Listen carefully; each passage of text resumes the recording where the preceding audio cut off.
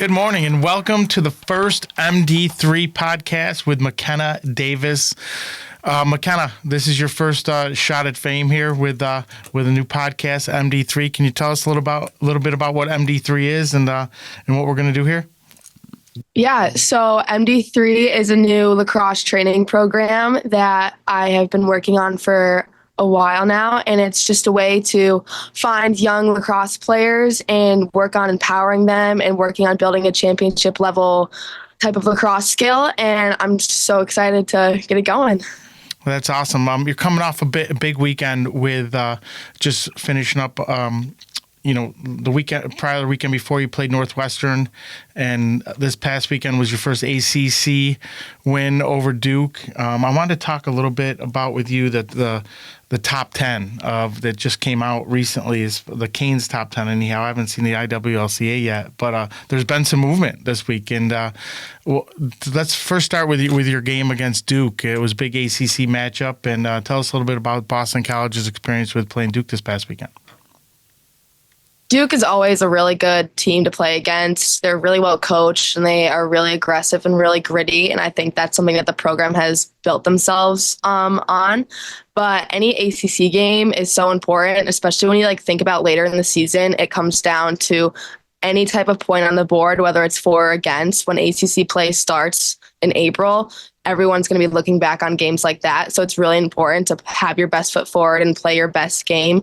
Even though it's only 5 games in and it's still early in the season, we really wanted to display a strong game. And I think that Duke, obviously, they're really competitive and they don't give up. So our first few quarters were a little bit back and forth, but being able to pull away at the end was huge for us.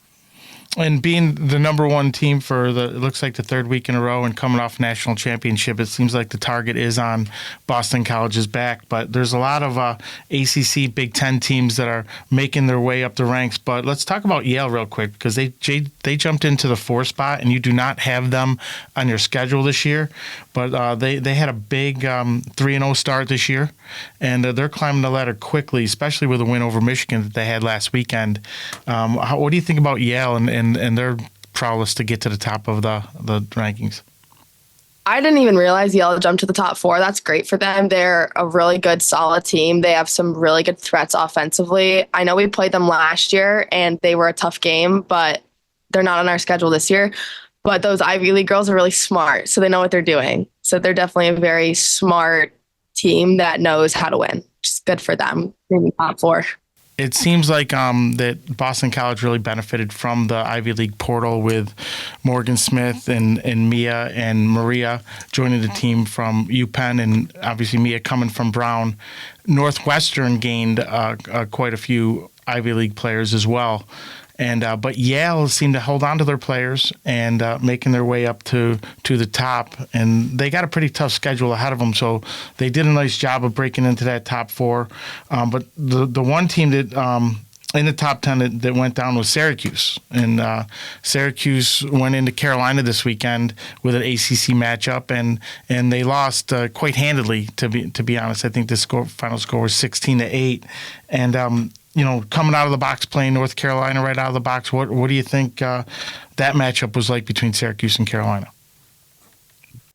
Well, Carolina right now, they're on a hot streak. They are rolling. They're doing really well offensively and defensively. And I wasn't able to watch the game because we had our game. But Syracuse, I think they just didn't have enough firepower to keep it going. I know it was close in the beginning, but Carolina was able to really wear them down and put their foot on the gas. And I think it would have been a really great game, but Carolina being able to pull away at the end made it that score that it was. Yeah, it seems like Carolina has definitely blood in their eyes this year. Vengeance, they call it, coming back this year after last year's season that they were riddled by injury. And it looks like they're going to be looking to go through the ACC one by one and get some revenge back on some teams that had their way with them last year. And which one of them was Virginia. Virginia finally broke through last year and beat Carolina last year. But Virginia just went up against Stanford this weekend and dropped the game quite handily to Stanford. And that says a lot, about Stanford making their way up. They're popping their head up into at least the top 20 as well now in their first year of the ACC. So, what do you think? You're going to travel out to Stanford in a few weeks to play them. Well, what do you think that matchup's going to be like? I'm excited to go out there and play Stanford. I know that they are really excited to be part of the ACC and play some competitive teams. So for us to be able to go out there, it's a great opportunity. And Stanford's a great program. They've been solid for the past few years, and they have some great players. So I think this matchup for BC is going to be a really good one, and it'll be fun to go out to California. And in that matchup, like I said, they did handle Virginia pretty well. And Virginia, a lot of losses. Virginia, they lost Morgan Schwab and the rest of that 2020 class. That was a very powerful class for Virginia. And obviously, you guys lost to Virginia last year towards the end of the season in an ACC matchup. But Virginia remains to be in the top 10. They dropped from 7 down to 10. Do you think they're going to be able to regroup and make their way back up the ACC chart? I think that they will. I think it's early in the season, and I think that if they can win the next couple of games by a large margin, I think they'll be able to stay well within the top 10. So Syracuse, going back to Syracuse and them dropping this past weekend to Carolina, they're going to play Northwestern is going to go to the Dome and play on Tuesday. And as we know, Syracuse is young this year, featuring a lot of young players, especially one out of Spencerport, New York, a monster player. Molly Guzak has made her way into the lineup there and has been super impactful. But Big Ten. Coming into the ACC game, this is a big matchup to see where teams fall. I guess everyone's kind of wondering how good Northwestern is, how good is Syracuse, and what do you see from that matchup coming up on Tuesday? I think it's going to be about if Syracuse in their zone style defense is going to be able to stop the Maddie Taylors and their transfers from the Ivy Leagues. It's all about being able to stop Northwestern's top players, and vice versa. Is Northwestern going to be able to handle Emma Ward? Is she going to be able to handle the freshman girls that have been doing so well, like Melina or like Molly? Syracuse and Northwestern both have great offensive players. So I think it's going to come down to which defense can hold the offense.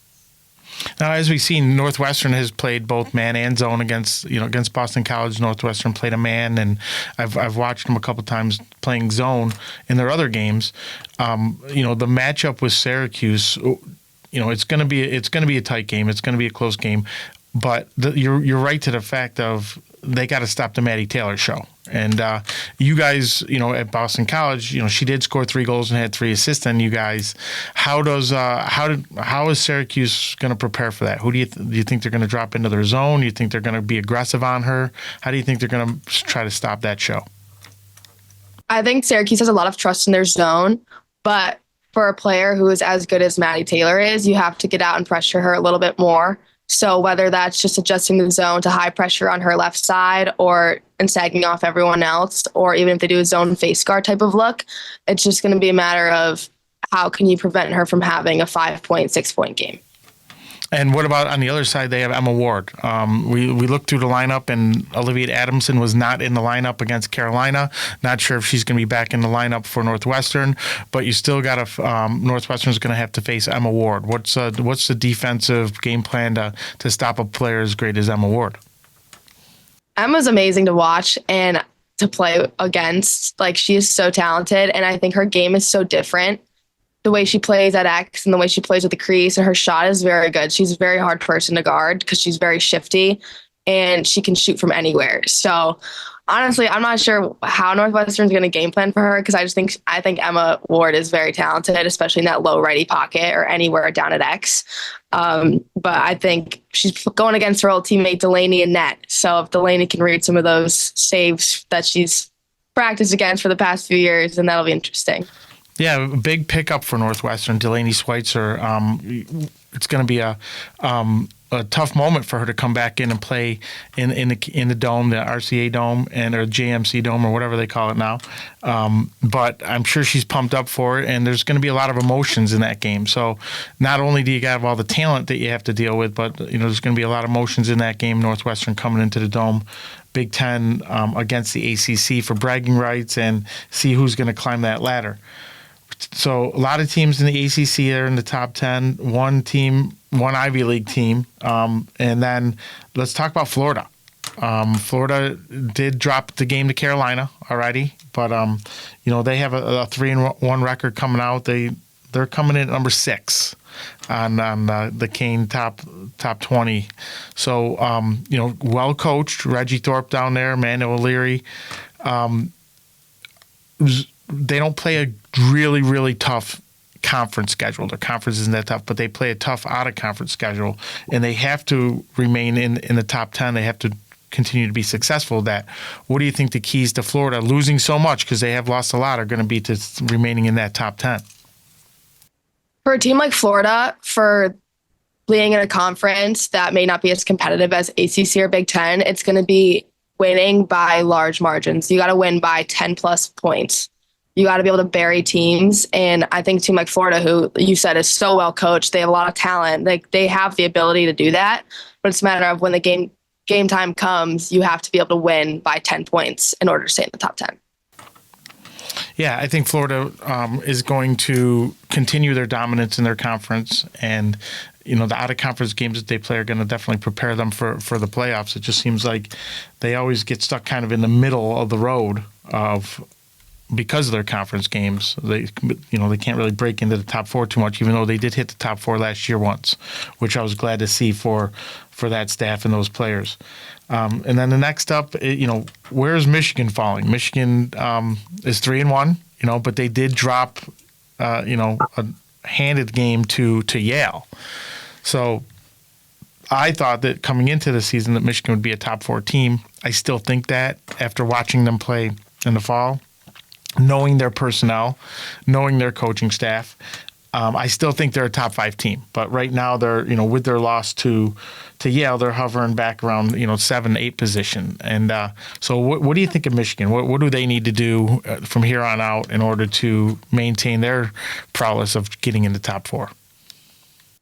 Well, with Michigan being in the Big Ten teams that they're going to play against are really good. And I think that's going to be it'll be good wins for them if they can win in their conference. I think they'll be able to move back up. And like you said, I agree with everything. The coaching staff is amazing. Their players are great. They are a top 5, top 4 team. They're really good, really talented, and well-rounded, solid. Their defense is great. Offense is great. Middies are phenomenal.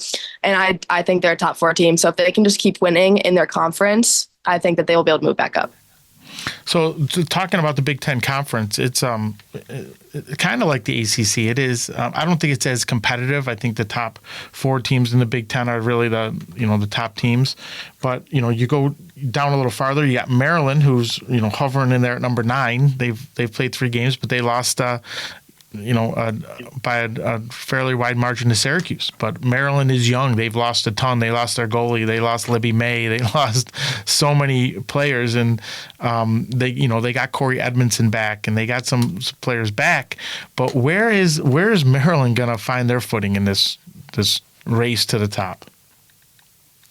Maryland's middies have been the heart and soul of their program for so long, and I think that as their team, as they're rebuilding and resetting, it's just going to be a matter of who's going to step up. What offensive threats are going to make themselves known and find their presence on the field, whether that's a midi or an attacker. It's just going to be who is stepping up in these big moments, who's going to take over a game. And you mentioned Corey Edmondson. She's a stud. She's phenomenal. Love to watch her play.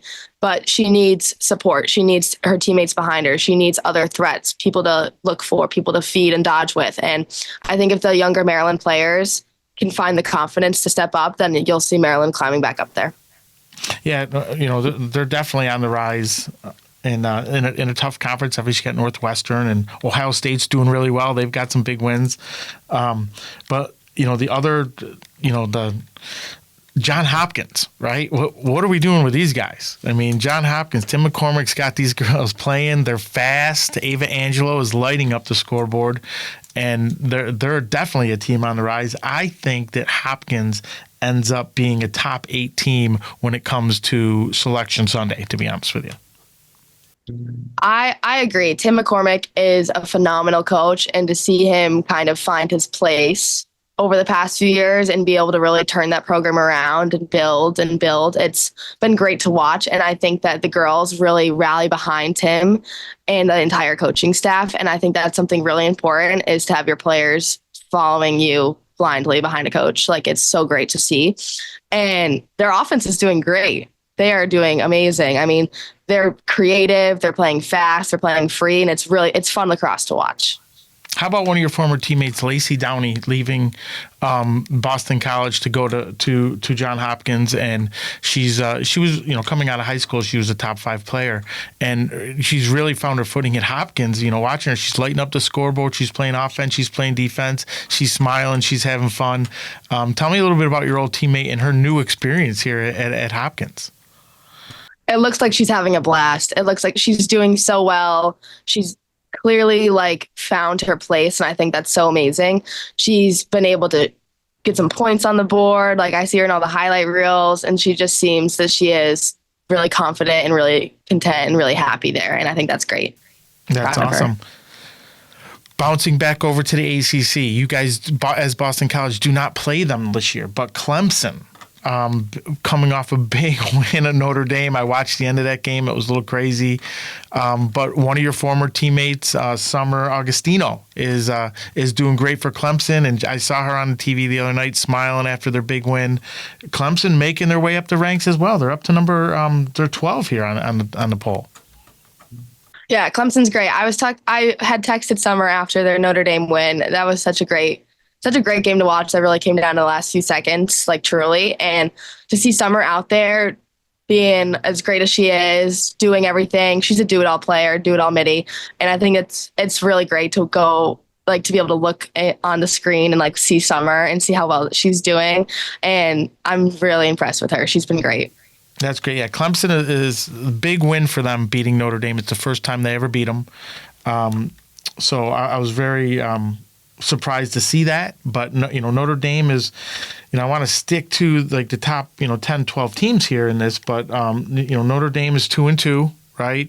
They're gonna be there in the ACC tournament, right, ready to play, and once they find their footing, they lost the big 3, right, last year, so but bouncing back in, Princeton, they're 1-1. They've only played 2 games. They're still hovering around the 12-13 mark.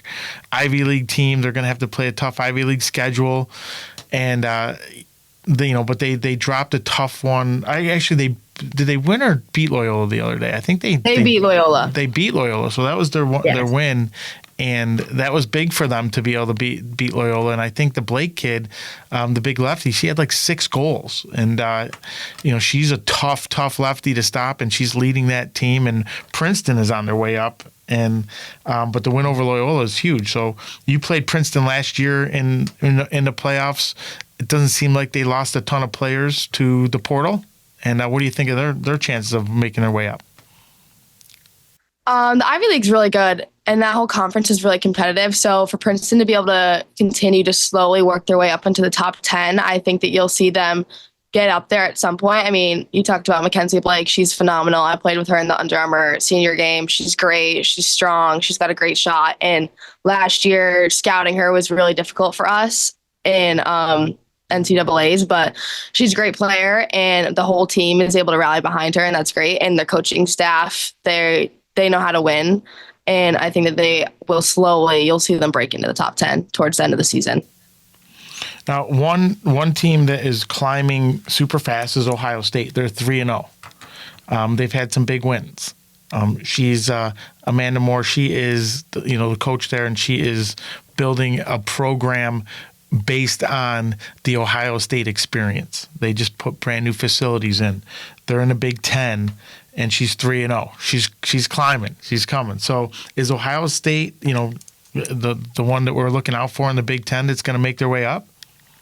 I think so. I think that those coaches are hungry for a winning season, and they want it bad, and you can see it in the way that their players are playing, how bad that they want to win, and it changes the way that you're playing, and you can see it on the field. You can see these girls, just their desire to win and to not let up, and I think that these coaches are doing something special, and I'm excited to see it. I was expecting Navy early on to make a huge impact, and we'll talk a little bit about more of the Ivy. Harvard just put a butt whooping on Navy this past weekend, and so Harvard, who started very low, and does have a loss to Drexel, who's not ranked. But they took Navy out, and everyone was expecting Navy to be a top 10 team already. And so I know that you got some of your former teammates over there coaching at Harvard. What do you think about their win this past weekend and their jaunt to try to make it into at least the top 20? I think after coming off the loss to Drexel, they really wanted to turn things around immediately, and Navy was a good opportunity because they were on a travel trip. It was a back-to-back game. And being able to come off of a loss and immediately turn it into a great win just is a testament to great coaching. And Sydney Scales over there, she's so great. I mean, Kenzie Ken, there's so many great coaches. And I really do think that the fact that they were able to come off of that loss and turn it around and turn it into something positive just shows that those Ivy girls, they don't give up, and they're so smart. I can't talk enough about how smart the Ivy League players are. They're so great. And I think that Navy, it just shows that on any given day, any team can win, and Harvard was the team that showed up that day. Right, and you're correct. They go to an Ivy League school for a reason. They are very smart. They were able to put it together and take Navy out. All right, so let's bounce back down to the ones, the twos, the threes, and the fours here, right, in the rankings. And of course, let's start with North Carolina. Right, they took a beating last year. They got beat by Syracuse by almost 20 goals, but they're back with a vengeance. And offensively, they have every big name in the book. They got the three Humphrey sisters, right? Kaylee Harden's playing. They have Caroline Godin. Riley, I forget Riley's last name, but she's a stud, Riley number Casey. 7. Riley Casey, number Riley 7. Casey. Marissa White. Everybody's back, it seems, plus, Chloe Humphrey, right? In the games that you've watched with Carolina so far, what sticks out to you the most about their offense? What are they doing different this year than last year? And are they going to be able to keep it up? With their offense, I just think that because everyone on the field at that time is a threat, it makes it defensively, it's so hard to stop. Who is your best defender guarding? Are you going to guard a top midi? Are you going to go guard Chloe? Are you going to guard Ashley? Like, it just comes down to what the coaches decide is the best offensive player to guard. And then how are you sliding? What do the sliding packages look like? So I think that because Carolina has such a stacked offense, it's really difficult to game plan against. There's no right or wrong decision because everyone's really good. But if you are going to shut down the Humphrey sisters, then you have 4 other players that are willing and able to step up and score goals. And I think that's something that Carolina is going to use. And they love that. They are going to love just like having everyone involved. And especially because everyone can dodge, everyone can feed. They're all so versatile that it just makes it so difficult for teams to game plan against. And, not to mention, their new players, speaking of one is, Katie Levy, who's Jenny Levy's daughter, is seeing a lot of time out there. So some younger kids, Addison Patillo I saw was on the field the other day. She's a freshman. Charlotte Corkins, I saw her. Eliza Osborne was out there, all against Syracuse. And those are all young freshmen that are – me personally, to be honest with you, I didn't think with all the kids coming back with Carolina from injury that those freshmen would get the minutes that they wanted, and they are. So they're playing a lot of offensive players.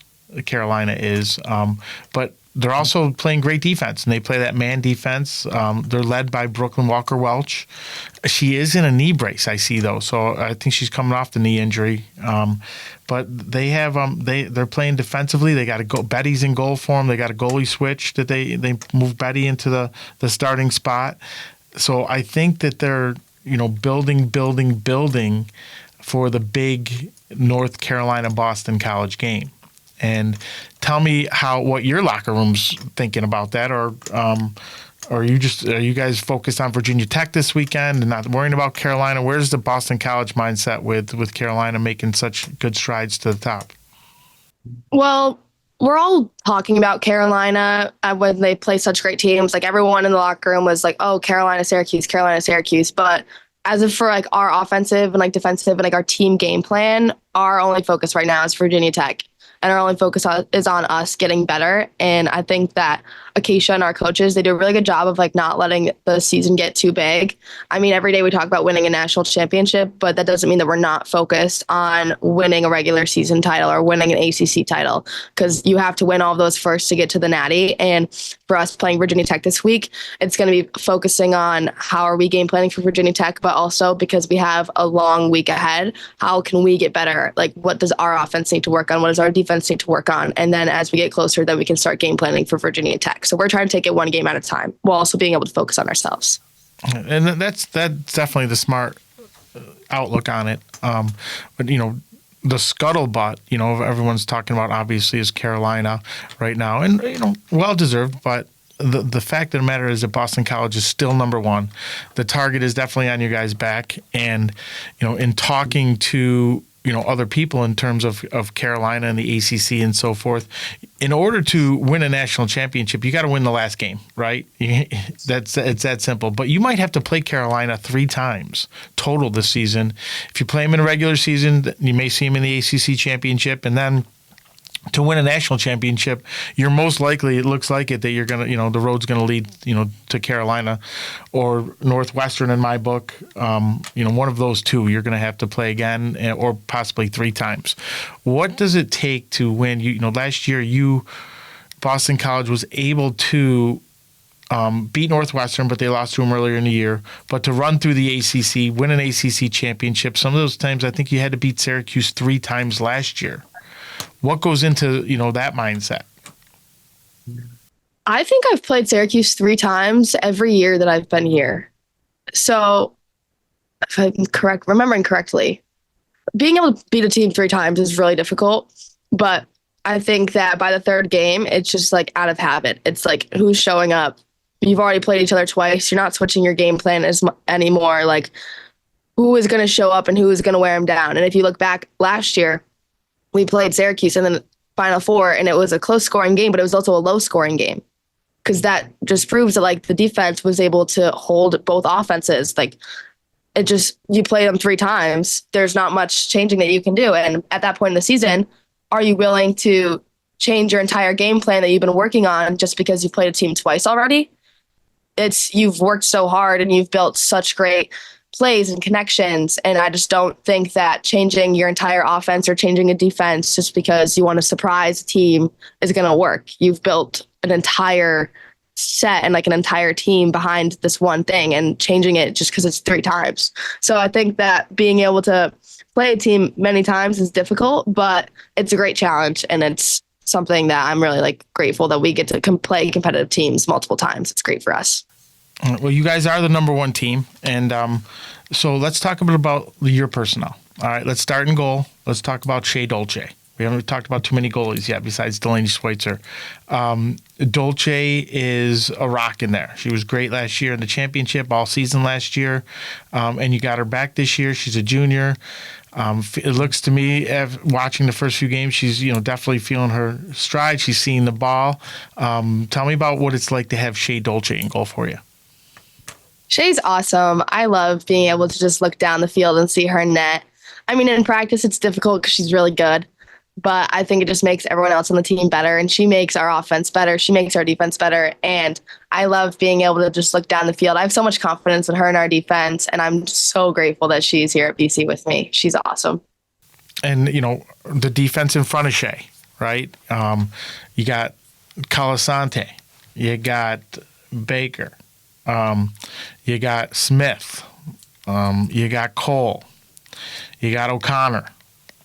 Lots and lots of tough defenders that right now are in front, standing in a wall in front of her, and they're playing great defense. And going right off the defense that they played at the end of the season last year. And when I say the end of the season last year, I'm saying from after the Virginia game, the Virginia loss, the defense led by your coach Jen Kent seemed to have a different mindset, and they were playing on a string, and it seems like the defense so far this year is already there.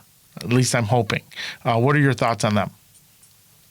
I think our defense is great. And I mean, I'm biased, but Jen Kent is phenomenal. She really knows how to inspire and rally the girls and get them fired up. And our whole defense has been so bought into her and our game plan. And practicing against them every day is really difficult because they're all so good. You know, if you can't dodge by one, you can't get, like, if I can't get past Lydia in practice, I'm not getting past Shady Baker. They're both so good, and they're both so good 1v1, and they're both so good off ball that the depth that our defense has is so phenomenal. And I think that Jen Kent has been able to build that over the years. And you touched a little bit on her mindset after UVA. And I think that was really when, like, not even just the defense, but the offense really kind of like flipped a switch. And we were like, you know what? Losing isn't the standard of this program. You know, we hold ourselves to a very high standard, and to be able to fully like flip the switch and start to like find our footing again was really great. And it was led by Jen Kent, who was phenomenal. Yeah, Jen definitely does an outstanding job getting those girls to play, you know, as a unit.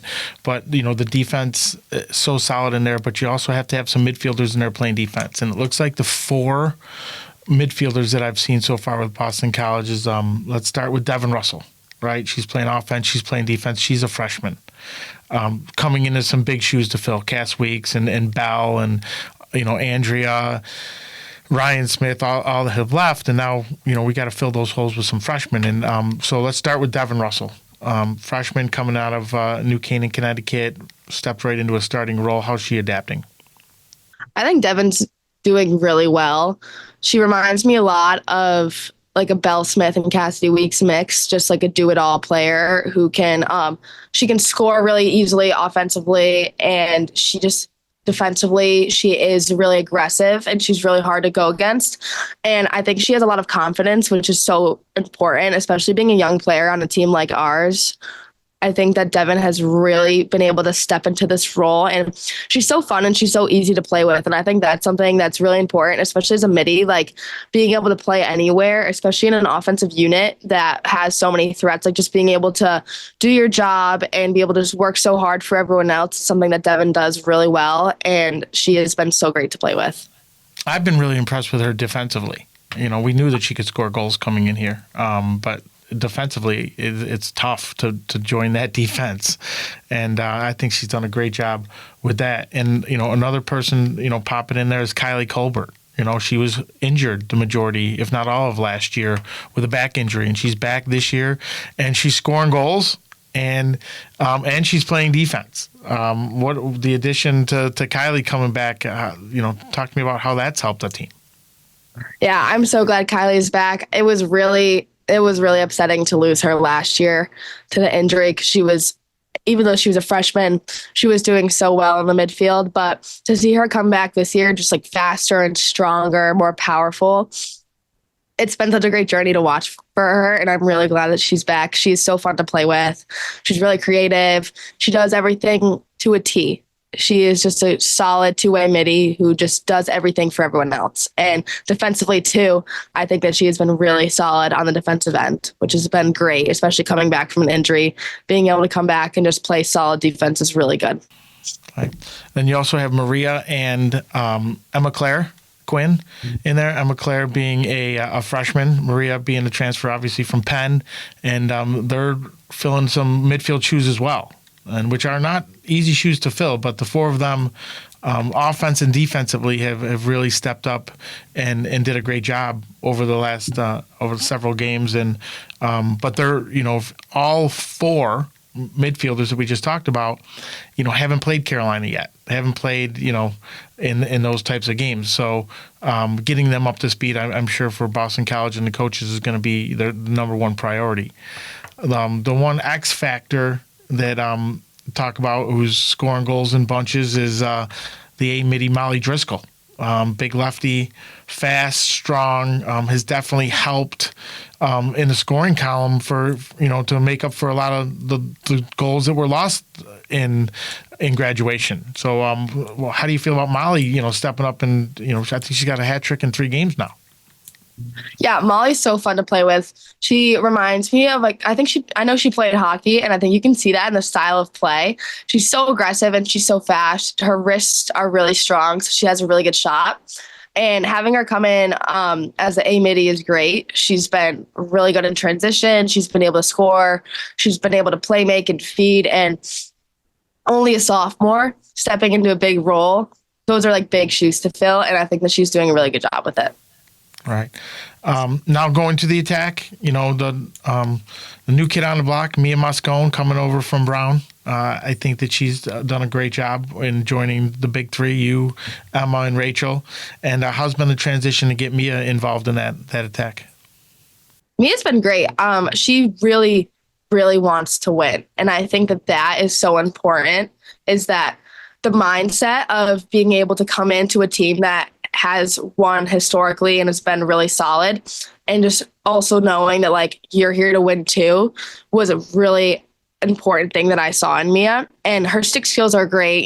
She's got a really good shot too. I think she's really deceptive, and she's been a great addition to our attacking unit. And it's really just like opened things up for so many people because she is such a good off ball and on ball threat. And coming from Brown, who we do play this year, but we didn't play last year. I mean, I think that she was coached well by Katrina Dowd, and now she's been a great addition for our team. Okay, now last but not least, the big three. You, Rachel, and Emma. That's where the majority of the focus seems to be on with opposing defenses. And, you guys coming back as a unit for your second year, the cohesiveness, the firepower, but understanding that the three of you are going to draw the most attention from opposing defenses. How's that mindset working as far as, there's a lot of points to be scored from you three. And working together, I think, is the most important thing.